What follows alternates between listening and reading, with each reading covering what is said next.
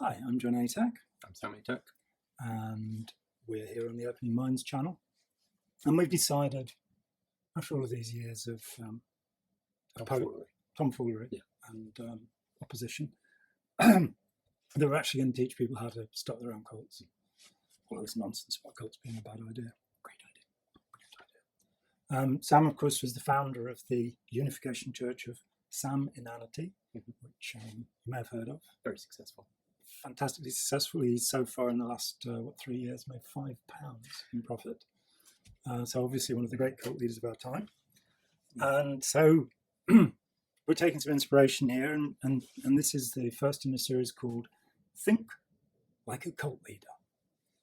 And we're going to start off by explaining principles that you need to be aware of if you aspire to become a cult leader and dominate and abuse people at will and totally to your own benefit.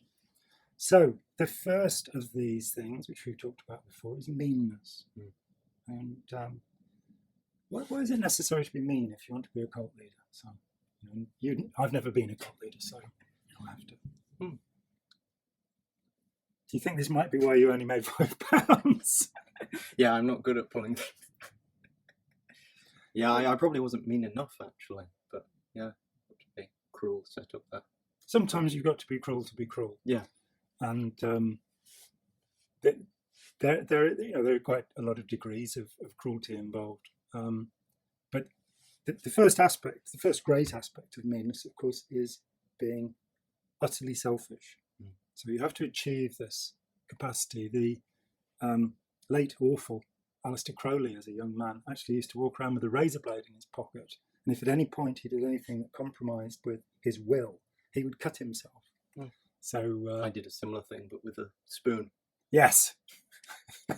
So this is aversion therapy by the use of spoon. Yeah, that's right. So you have to be mean, and you have to be selfish. Now that if you have any residuum of care for another human being, you're going to have to get rid of that. You're going to have to go, no, the only really important thing in the world is me. Yeah.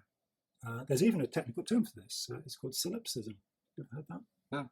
Is that to do with the great word? Yeah, solipsistic. Something like that. Something like that. And that means basically that the only thing that really exists in the universe is me.